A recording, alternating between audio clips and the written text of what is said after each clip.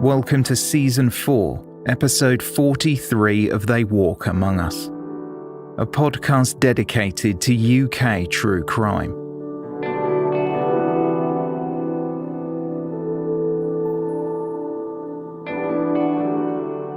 Listener caution is advised, as this episode contains adult themes and descriptions that some listeners may find distressing.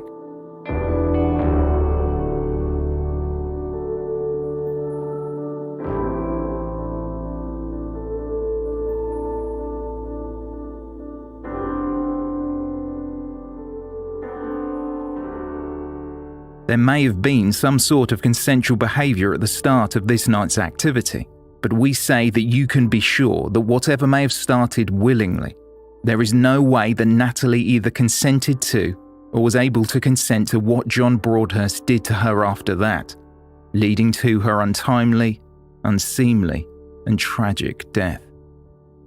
Prosecutor David Mason QC, Birmingham Crown Court, November 2018.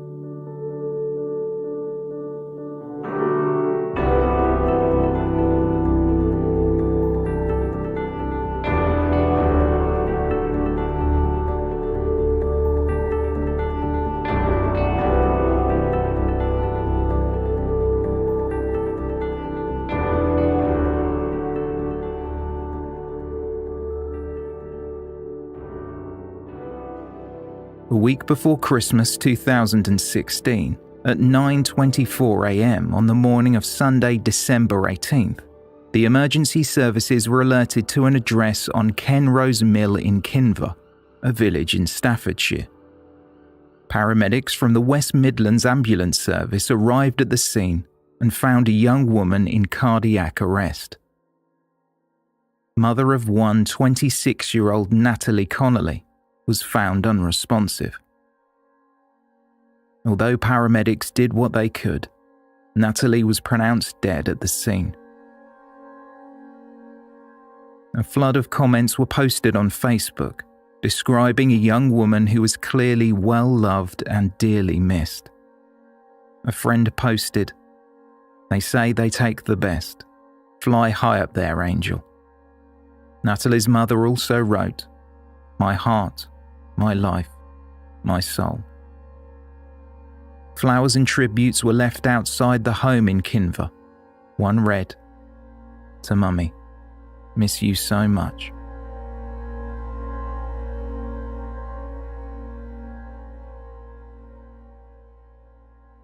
A neighbour on Kenrose Mill, Brian Davis, said Natalie and her partner had not lived at the address long. The retired journalist told a reporter for the Daily Mail, "They only moved in about 5 weeks ago. I spoke to Natalie a couple of times. She was always happy enough. She and her partner were supposed to fly to Dubai on Sunday for Christmas and New Year. He spoke to me on Friday night while I was paying the milkman and said they wanted a milkman to start coming on January 2nd. Brian Davis believed the couple were only renting while they were waiting for a property to be built in Chaddersley Corbett, Kidderminster, around 10 miles away. Emergency vehicles and a police car were photographed outside the sizable 5-bedroom property, worth in the region of £600,000. A male in his late 30s who reported the discovery was first questioned by a police officer and soon after was taken into custody. The suspect, who detectives believed may have been involved in Natalie's death, was released on bail until March of the following year.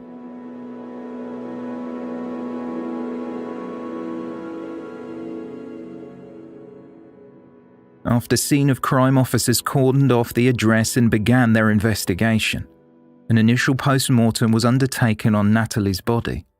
However, the results proved inconclusive, so additional testing was requested.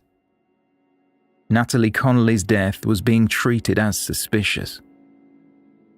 Addressing the local press, Staffordshire Police Sergeant Richard Gorman said, "Our investigation into her tragic death continues, and I would ask people not to speculate until this is complete."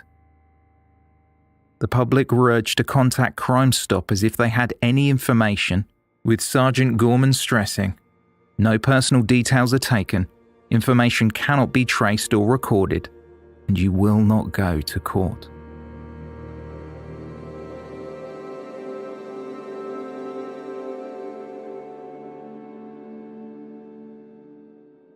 A funeral service was held at Wyre Forest Crematorium 3 months later, on Monday, February 13th, 2017. Natalie was described by her friends as the life and soul of the party. She was always fun, a free spirit. Any donations made were passed to Natalie's daughter.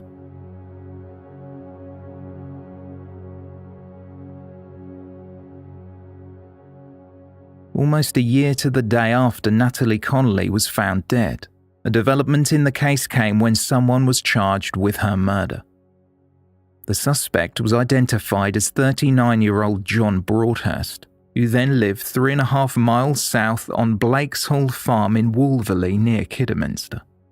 The millionaire worked as a property developer and reportedly had a fortune in the region of £15 million. He was described as a Midlands property tycoon, with Broadhurst often seen being picked up and dropped off by his chauffeur. From Cannock Magistrates Court, the murder charge was also laid along with a charge of assault by penetration. Broadhurst appeared the next day, Thursday, December 14th, at Stafford Crown Court. He was released on conditional bail, and after a delay, a trial was scheduled for November 2018, 23 months since the incident. John Broadhurst denied murder.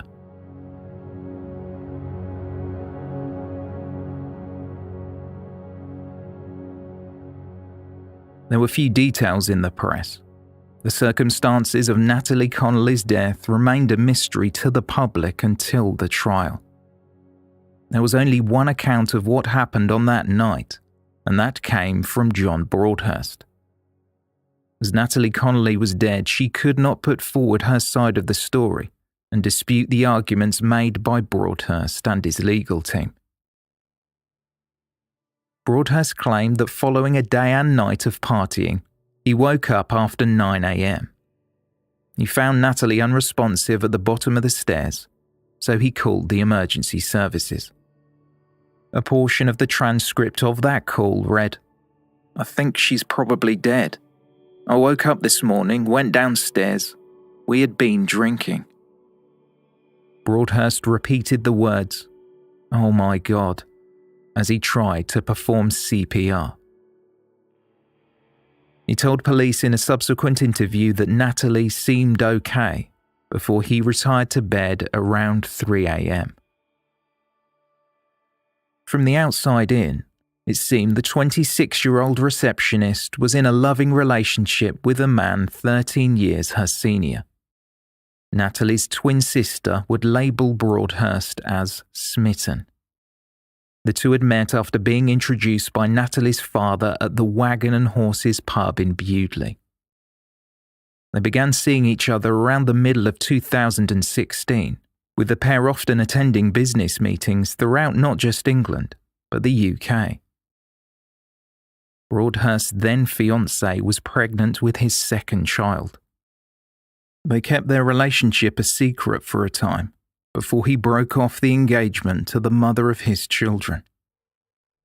Broadhurst bought Natalie a car, and the pair went to many social gatherings as partners.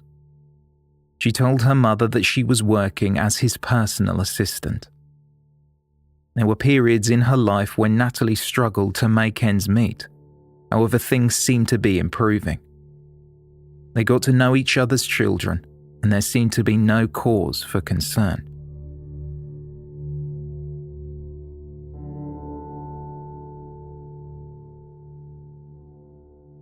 Following the post-mortem on Natalie's body, it was revealed that part of the cause of her death was acute alcohol intoxication.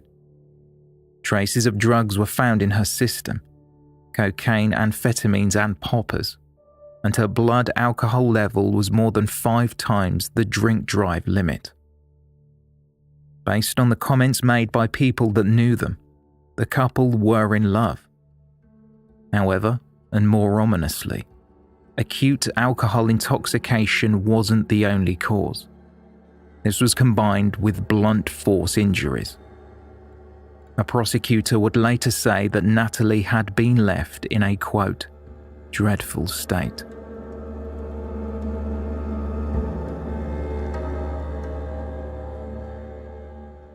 On December 17, 2016, Natalie Connolly and John Broadhurst went to watch a football match during the day, West Bromwich Albion against Manchester United. A photo of Natalie widely circulated to the media pictured her in the corporate hospitality area at the Hawthorns, the home ground to West Bromwich Albion. She appears happy, dressed in a white top, smiling to the camera, with Christmas decorations hanging behind her. The first part of the evening was spent eating a curry at an Indian restaurant. The two had been drinking alcohol throughout the day. Witnesses would later testify that the pair seemed to be getting on well.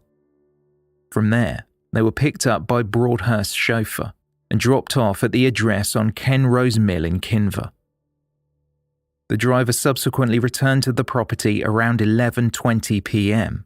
as Natalie had left her mobile phone in the car. He was the last person to see Natalie alive, aside from John Broadhurst. The pair continued drinking in the kitchen of the property and consumed approximately 2 grams of cocaine. Broadhurst later told police that they also drank a whole bottle of amaretto. What happened next would be heavily disputed in court, but regardless of how it happened, the outcome was the same. Natalie Connolly was found dead at the bottom of the staircase, with the carpet on which she lay soaked in blood. The 26-year-old was dressed in just a black skirt, which had been pulled up to her waist. There were blunt force injuries to her head, buttocks, and breasts, and bleach had been sprayed in her face, leaving burns. There was a fracture to her left eye, as well as a large amount of facial bruising. 40 injuries in all. Natalie had also suffered internal injuries that would later be described in court as horrific. On the phone to the operator when reporting what had happened, Broadhurst said Natalie was, quote, dead as a donut. After being invited in, the paramedic Stephen Hill, who treated Natalie at the scene, noted that Broadhurst was upset and looked as though he had only recently got up. When examining Natalie's body, it was evident to the paramedic that rigor mortis had set in.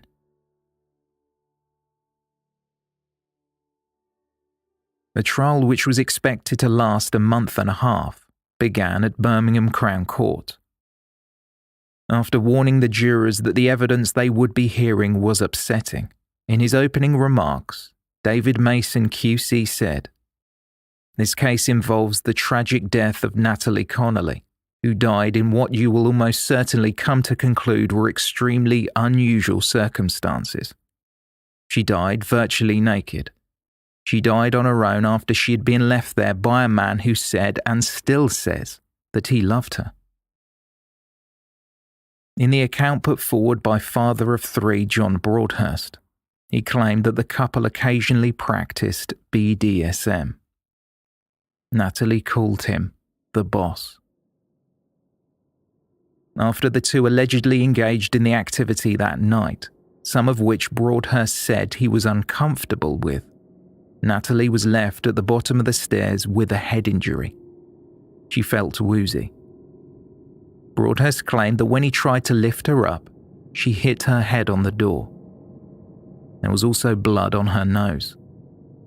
He said that he could not move her because of problems with what he described as his metal leg. Broadhurst told police that as the house was warm, he left Natalie where she lay. He did not contact an ambulance despite the blood, He did not get Natalie a blanket or a pillow, or put her in the recovery position. Clarifying why bleach was found on Natalie's face, Broadhurst said he was cleaning up with it after the two had been sexually active.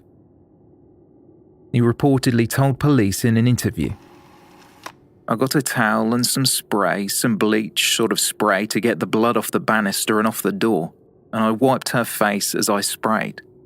I wiped her face with it because I didn't want her to look a mess, By his account, Broadhurst alleged that Natalie was fine when he went to bed, and he did not intend to hurt her. It was only within the boundaries of her, quote, masochistic desires. There was, however, evidence that Broadhurst was awake at around 6 a.m. The health app data from his iPhone showed that stairs were ascended at 6:06 a.m, and he also sent a text message 5 minutes later asking that his children be dropped off after the agreed time, as along with Natalie, he had been sick as a dog all night. David Mason QC admitted to jurors that it was possible the alcohol Natalie consumed could have killed her on its own. However, a pathologist, Dr. Alexander Kohler, was of the opinion that it was a combination of alcohol and the injuries Natalie sustained. He believed the physical trauma played a part in accelerating her death.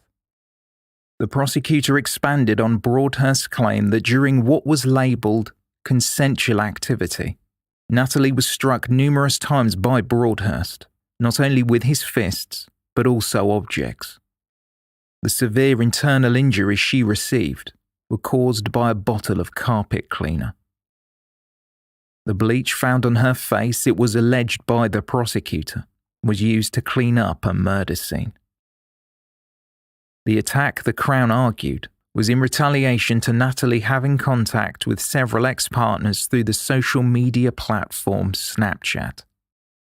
Broadhurst did it to, quote, teach her a lesson, after she had sent her previous lover a photo of herself in a state of undress. It was alleged that Broadhurst may have seen the messages. One can only imagine the sort of reaction that he might have had, said David Mason QC. The couple, along with Natalie's daughter, had planned to travel to Dubai over the Christmas period, with Natalie leaving the UK a day earlier than Broadhurst. The jury were told that Natalie was communicating with a man she befriended online. He lived in Dubai, and she had, by all accounts, arranged to meet with him while she was away. As the trip was paid for by Broadhurst, this was another reason the prosecutor suggested for why the defendant lashed out. The prosecutor said, "Is it the case, as we suggest, that he has totally lost it with her that night, beaten her with fists and weapons, punched or kicked her to the face, severely damaged her private parts and lied about it afterwards to cover his tracks?" Trying to understand why Broadhurst left Natalie in the state he did, David Mason QC went on to say, whether he left her dead or alive, he certainly left her seriously injured, and he must have known that, if she wasn't already dead, there was a substantial risk that if he left her in that state, she might die. That, we say, speaks volumes about his state of mind, because if those injuries that she sustained had been anything other than intentional, why leave her in the way he did? During the second day of the trial, family members that included both Natalie's twin sister and John Broadhurst's mother provided evidence, describing the circumstances of how the couple met, how their relationship progressed, and some intimate details of their love life. Gemma Andrews told jurors that she was close with her sister, and they were open about their relationships. Fighting back the tears from the stand, she described the phone call she received from her mother, telling her the news that her twin sister was dead. Gemma Andrews said, "That sent me into total shock, and was aware John Broadhurst had been arrested." She was asked by the prosecutor, When you saw them, did it appear that Natalie was really happy with John Broadhurst? Yeah, she did, Gemma Andrews replied. They were involved for about 6 months before Natalie died. Broadhurst also gave Natalie several £100s a week, which her sister described as living expenses. Gemma Andrews was aware that the couple had occasionally used drugs, but this was not something they would do regularly. Describing her evenings out with her sister, the witness said, "I seemed to be the one who was drunk, but Natalie could hold her drink. That was pretty much every time. She had to look after me. She was a happy drunk." An expert witness, Professor Jones, a specialist in the subject of forensic toxicology, would tell the court that the amount of alcohol in Natalie's blood suggested she had consumed the equivalent of 5 bottles of wine. The professor testified that Natalie was in a life-threatening situation simply due to the amount of alcohol, not to mention the cocaine in her system. He had never seen such high levels of alcohol and the drug together.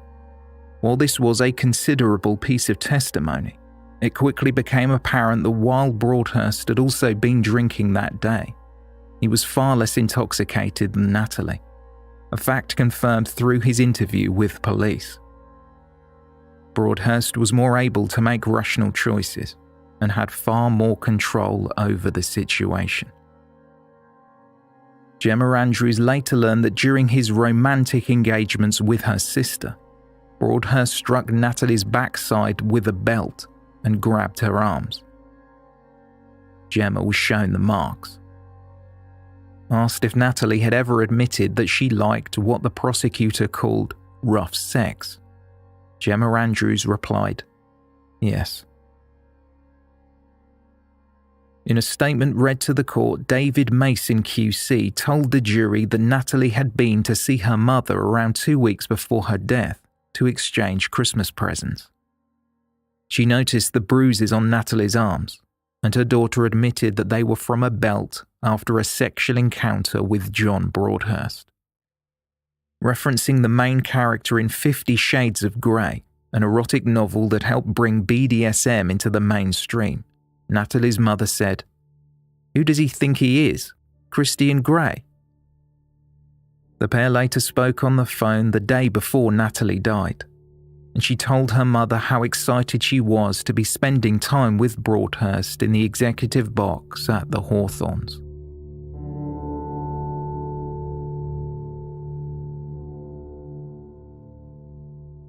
John Broadhurst's mother had provided a witness statement in which she described her son as being the happiest I've seen him for a couple of years. Recalling the phone conversation she had with her son when he informed her that Natalie was dead, Elaine Broadhurst asked her son if Natalie had had a fit due to her asthma. Broadhurst replied saying, "I don't know, just get here quickly." When she arrived, Elaine wasn't allowed to gain access to the property, as police and an ambulance crew were attending the scene.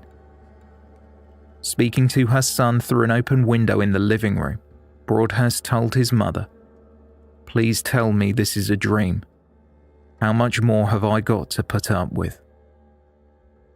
Broadhurst also called his ex-partner Charlotte Dummer, who separated from him during the autumn of 2016, several months before Natalie's death, when she was 8 months pregnant. The paramedic at the scene left the house briefly and found Broadhurst on the phone to someone he called his wife, although the pair had only ever been engaged. I was very bewildered by this phone call. He sounded like he was in shock, Charlotte Dummer told the court. The pair had been in a relationship for 7 years, and Charlotte Dummer testified to the jury that her then partner had never been violent towards her.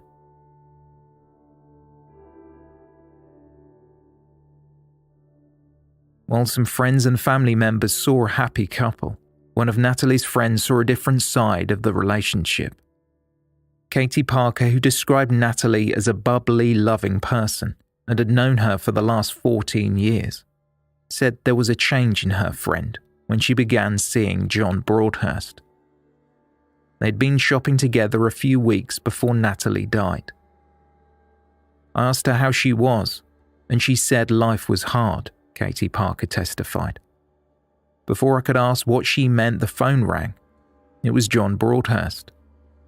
I'd met him for the first time that morning. I was able to hear the call through the hands-free kit. He was asking about Natalie picking up a uniform for his son. He seemed stern. She just agreed to what he asked. After the relationship started, there was a change in Natalie. The way she dressed, her style of clothes. She went from wearing vest tops to being more covered up. She called him the boss. We hosted an Ann Summers party once. Bondage items would be there on sale. She never expressed an interest or talked about it. Our sex lives are not something we spoke about with each other.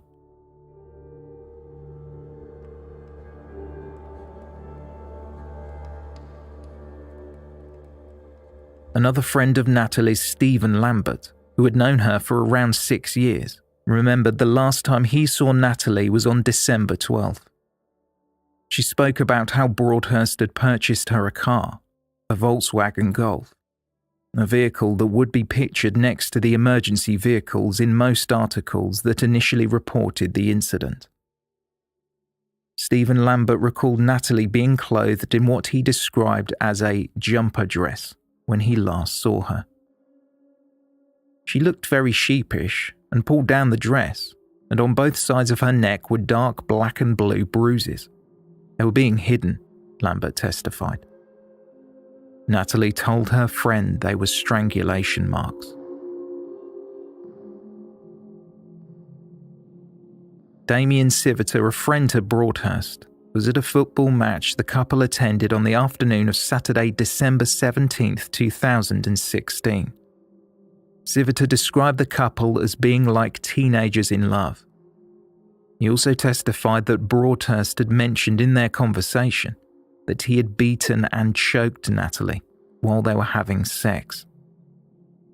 Broadhurst told his friend that he would need to calm down, as someone might notice the bruises on Natalie's body when they went to Dubai.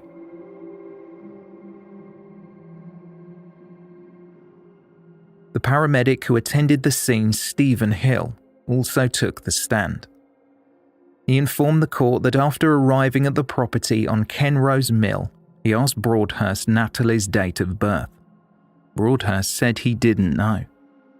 Soon after, Natalie was pronounced dead. Broadhurst appeared from the room where he was asked to stay, inquiring what had happened. He was told to stay in the front room by Stephen Hill. As he did so, Broadhurst remarked that Natalie liked rough sex. The blood-soaked carpet under her body and the bruises that marked her face were noted. Paramedic Stephen Hill went on to tell the court that Broadhurst seemed quite vague and hungover. He wasn't unduly upset. He seemed concerned.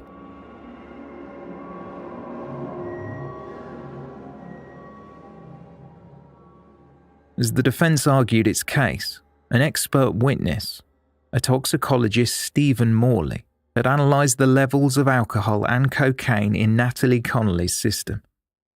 He too testified that the alcohol levels alone could have killed her. The prosecutor had raised the point that Natalie could have developed a tolerance to alcohol, as it was not unusual for her to be able to drink 10 pints of cider while on a night out.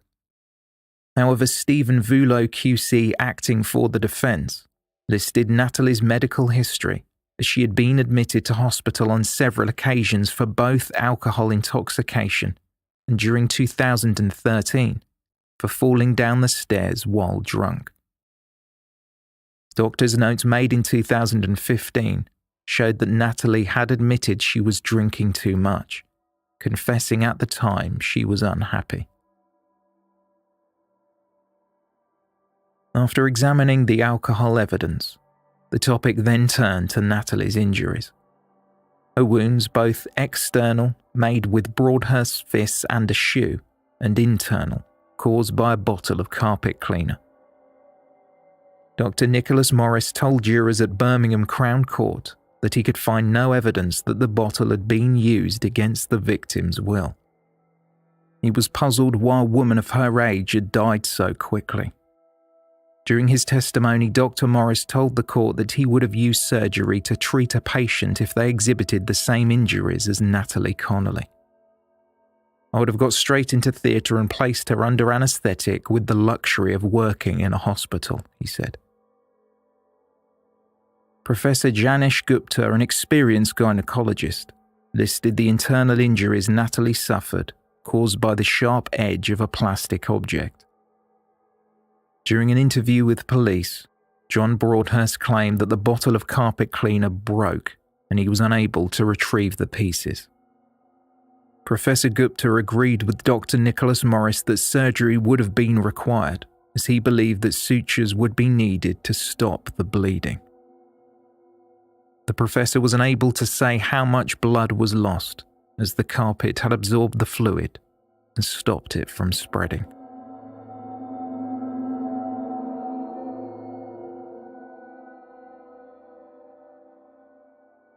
As the trial progressed, heading towards its conclusion, when the jury arrived at court, they were greeted with the news that John Broadhurst had decided to plead guilty to gross negligence manslaughter.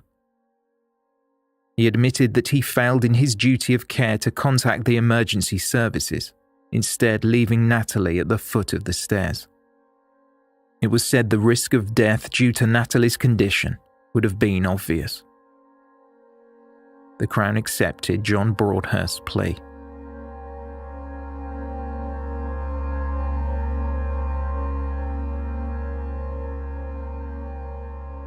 Following legal submissions, the jury were then instructed by the judge to return a verdict of not guilty to both the charges of murder and grievous bodily harm with intent.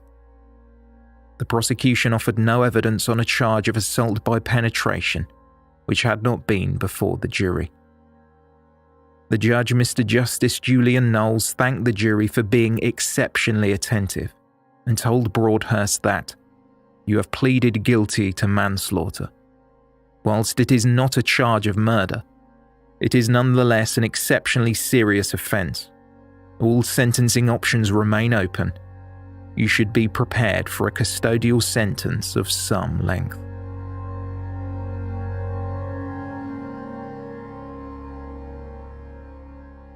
On December 17, 2018, for the manslaughter of Natalie Connolly, John Anthony Broadhurst was given a sentence of 3 years and 8 months. Broadhurst had been pictured earlier that morning on his way to court dressed in a jacket, jumper, jeans and trainers, carrying a duffel bag. A far cry from the suits he was wearing throughout the trial. Natalie's family, who sat in the public gallery to watch Broadhurst receive his sentence, all wore pink roses pinned to their clothing in her memory. The court was told that Natalie Connolly's daughter had a memory box in which she left letters written to her mother. In one, the 10-year-old wrote, "I wanted to cry all day long. I miss her smile, her hugs, her kisses, saying I love you. I will never forget her laugh. I believe Mummy is an angel in heaven. She will have a good and happy life in heaven, and no one will hurt her. I don't like people talking about mummies, because I will never see mine again."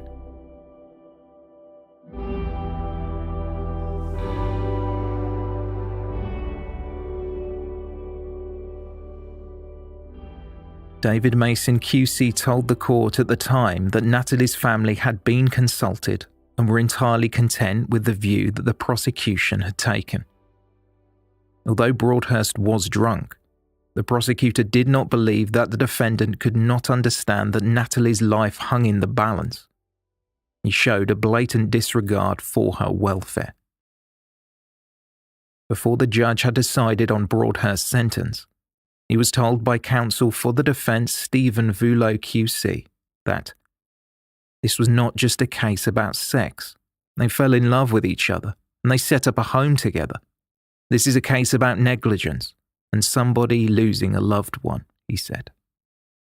During mitigation, Voulot had said that his client was expecting to spend the rest of his life with Natalie. He did not think that she would come to any harm, as she had, according to Broadhurst, slept in that position the week before after a heavy night. Voulot stated, "When he walked up the stairs, he did not think she would come to any harm. She had slept in that position the week before when they had drunken sex at the bottom of the stairs. He has always felt responsible for the death of Miss Connolly." Addressing the fact Broadhurst's guilty plea came from a proposition by the prosecution, Voulot added, "It was the prosecution who came to the defence, not the other way around. The Crown, having heard all of the evidence, took a step back and realised fairly and properly that an allegation of an angry assault leading to Miss Connolly's death was wrong."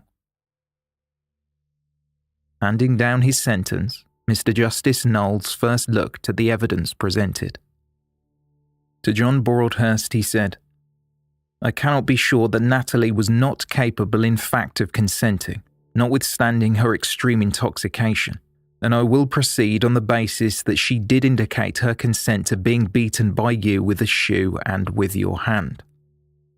I also accept that some of the injuries Natalie suffered, including the bruising to her head and the blowout fracture to her left orbit, which were probably her most serious injuries, may have been caused accidentally as she stumbled around in a heavily intoxicated state and collided with objects or caught herself in the face with her watch.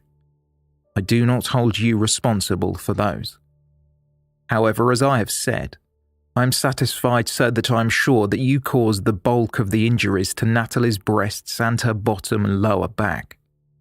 In my judgment, this amounted to actual bodily harm of quite a serious type, given the tissue hemorrhaging which Dr. Kohler found to be associated with the bottom or lower back injuries. The authorities are clear that a person cannot in law consent to being subjected to actual bodily harm or grievous bodily harm for the purposes of sexual pleasure, and I reject Mr. Voulot's submission to the contrary." Summing up, Mr. Justice Knowles told Broadhurst, "I consider that you showed blatant disregard for a very drunk and injured woman. By that I meant that her need for medical treatment was obvious, and to recognise it did not require any high degree of insight or a difficult judgment call. I do accept, however, that, drunk and bleeding though she was, it may not have been obvious to you that without treatment she was at very high risk of dying as a combination of her injuries and her alcohol and drug intoxication." The judge went on to say, "I bear in mind everything which has been said on your behalf in writing and orally.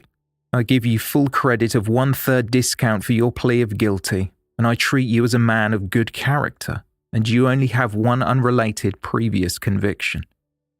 I have regard to your good character more broadly for the other reasons that you have been advanced. You are a successful businessman. I accept that you are a loving father and the sole carer of a son and were a good partner in your previous relationships. I also accept that you loved Natalie and were planning a future together with her and her daughter and your son. Nonetheless, this offence is so serious that only a custodial sentence is justified. I take as my starting point 5 years 6 months imprisonment, 66 months. Your offence is aggravated by the fact that you were under the influence of drink and drugs, although I also recognise that this was an aspect of your breach. In other words, I accept that your decision to go to bed was taken in drink, and I guard against risk of double counting. But there is no escaping the fact that the whole context of the sequence of events which led to Natalie being badly injured and potentially fatally intoxicated was the taking of drink and drugs. On the other hand, as I have said, I have regard to your good character and lack of previous convictions and all the other matters urged upon me. I accept what is said in the pre-sentence report about your remorse. The aggravating and mitigating factors balance out, leaving a sentence of 5 years and 6 months. I reduce that by 1/3 to reflect your plea of guilty, producing a sentence of 44 months imprisonment, i.e., 3 years and 8 months. John Broadhurst stood straight-faced and barely reacted when his sentence was passed. He would serve half his sentence behind bars and the remainder from the outside world on license.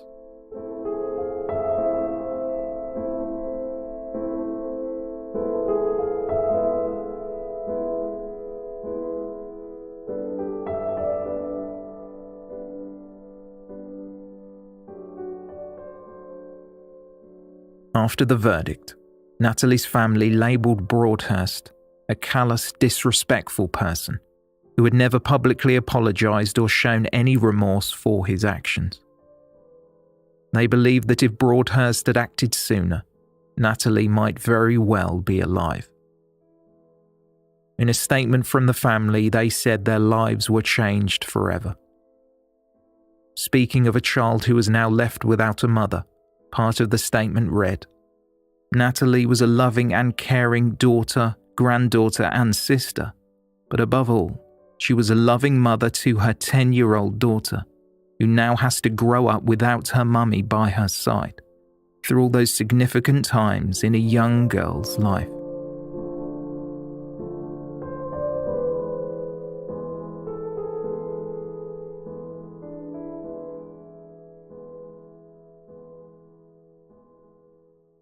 With the news of John Broadhurst's conviction reaching the public, nearly 2 years to the day that Natalie Connolly died, there was an outcry that his sentence was unduly lenient.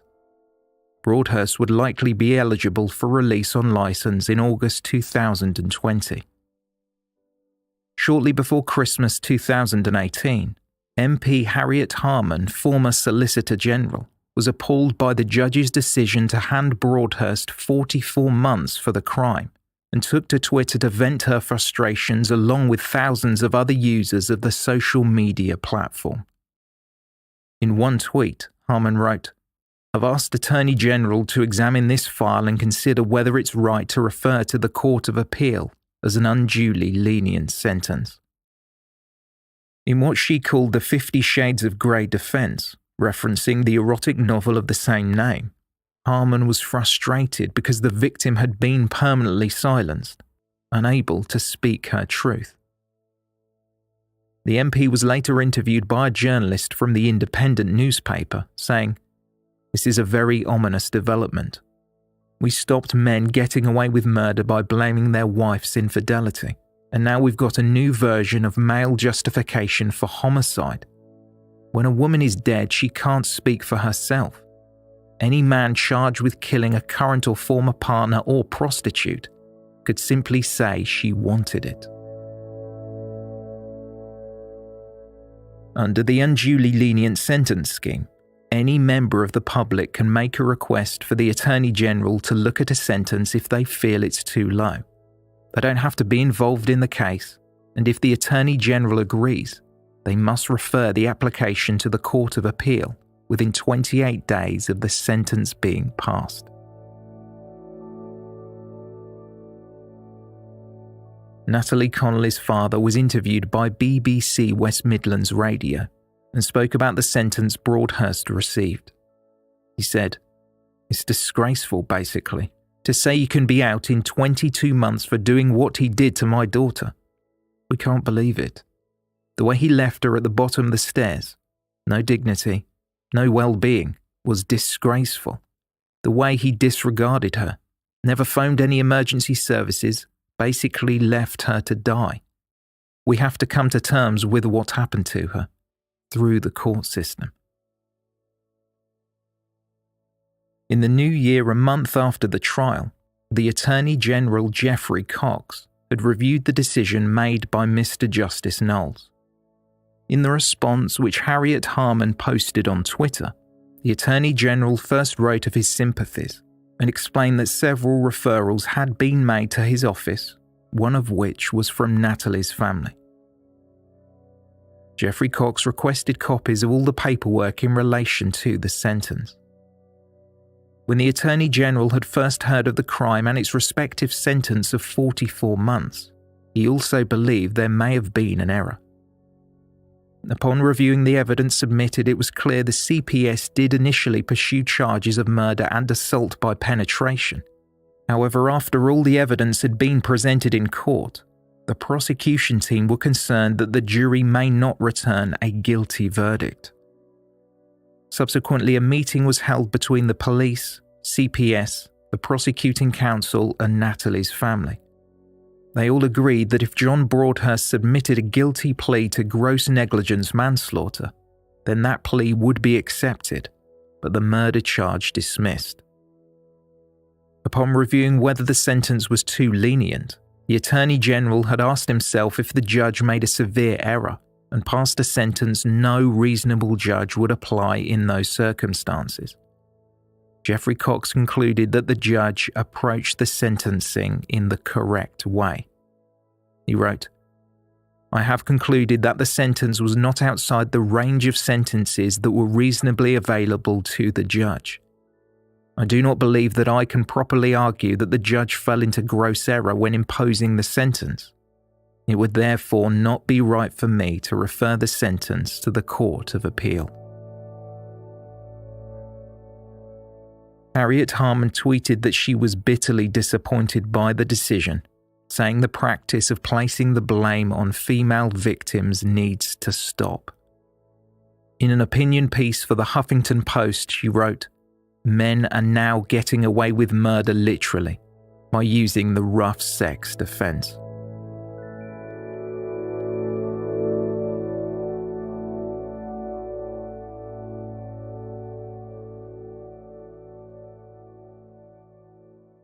After John Broadhurst had served almost a year of his sentence, he appealed to have a reduction in the time he was to spend in jail. This further frustrated those fighting to raise awareness surrounding domestic abuse. Mark Garnier, MP for Wyre Forest, was quoted as saying, "I'm dumbfounded. The reality of it is John Broadhurst carried out appalling abuse of Natalie Connolly. He doesn't seem to be a very nice piece of work. It will be interesting to see what the outcome of this appeal is going to be. Frankly, it will be a slap in the face for Natalie, her family and friends if the sentence is reduced. It is simply breathtaking." Voicing her concerns, Lucy Hadley, campaigns and policy manager for the charity Women's Aid, spoke with a reporter for the Express and Star. She said, "With domestic homicides at a 5-year high, we need to see sentences that reflect the gravity and severity of this devastating crime, and those sentences need to be properly enforced. Every 4 days, another woman is killed by her partner or ex-partner in England and Wales. We owe it to the women who have lost their lives and their families to ensure that their perpetrators face the full force of the law and are not seen to be getting off lightly. Light sentencing sends a dangerous message to perpetrators and makes our communities less safe."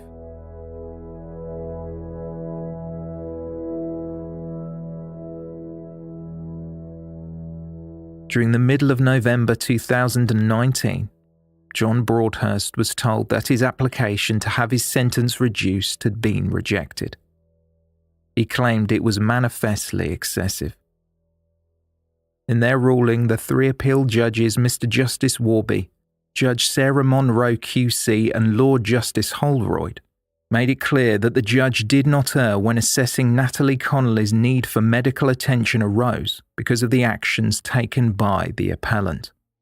The judgment read, "We have no doubt that the judge in assessing culpability was entitled to take into account the important fact that the need for medical assistance arose in part because the applicant had himself caused serious injury to Miss Connolly, whether he did so lawfully or unlawfully. We agree with the observation of the judge that to ignore that fact would be to ignore an important feature of the case." Lord Justice Holroyd added, "On any view, this offence has not only ended one life, but has blighted many others." On the subject of Broadhurst's rejected appeal, MP Mark Garnier said, "This is absolutely how it should be. It was a hideous case, and it seems that justice has prevailed. I am delighted that the case has failed."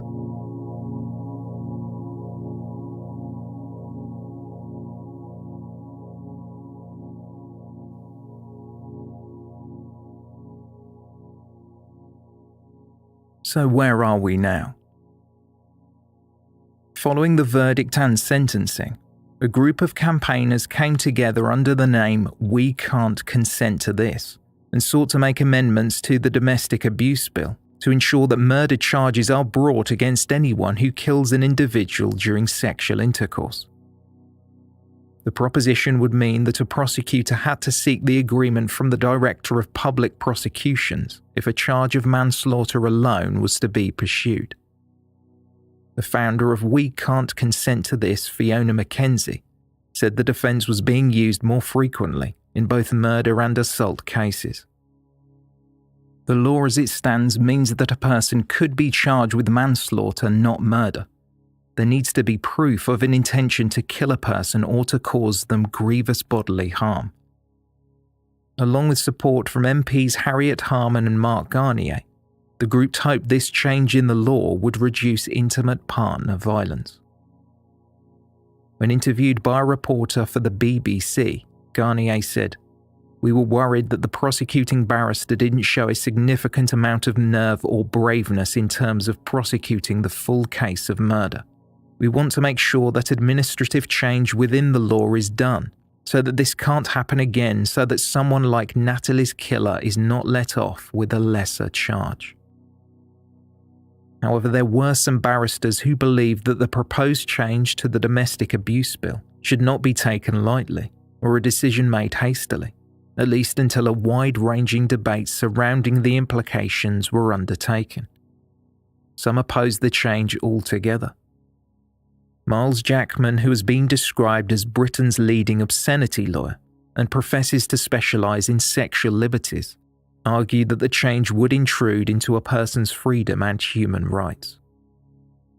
Referencing the case of Grace Mullane, a 22-year-old graduate from the University of Lincoln who was strangled to death in New Zealand following an arranged meeting through a dating app, Jackman said that an individual who accidentally kills someone during rough sex should not be punished in the same way as someone who deliberately preys on victims that they find on Tinder.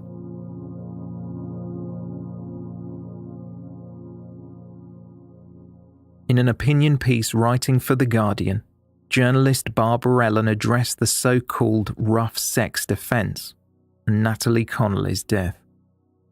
The journalist wrote, "Rough sex means different things to different people, and even very serious BDSM practitioners would have a safe word to stop things going too far. This overplayed rough sex angle comes across as cynical victim blaming. It fails to address 40 injuries and bleach sprayed on her face." Ellen went on to write that, "Increasingly there's an argument for losing the word domestic altogether and just calling it what it is, violence, mainly against women, usually extreme, and all too often fatal."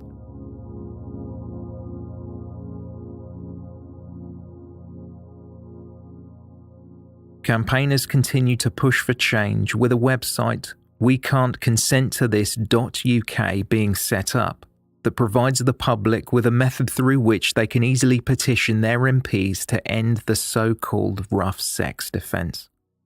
The site lists at least 60 examples of women who had been killed at the hands of their partners, men who alleged that the women they killed consented to the violence that ended their lives. The website reads, "Despite case law in England and Wales supposedly being clear, in 45% of cases these defences work. They result in the killing being prosecuted with a lesser charge or not treated as a crime at all, and there has been a 10-fold increase in consent defences to violent injury and killing in the last 10 years. The law should be clear, but to claim consensual activity gone wrong gives too good a chance of a lesser charge, lighter sentence, or a death not being investigated as a crime at all."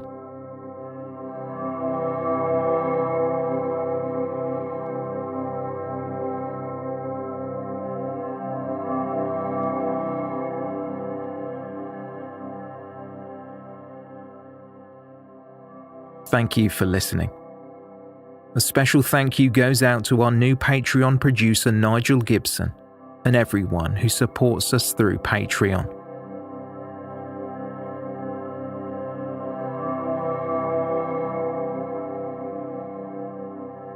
Information on this episode can be found in the show notes or on our website, theywalkamonguspodcast.com.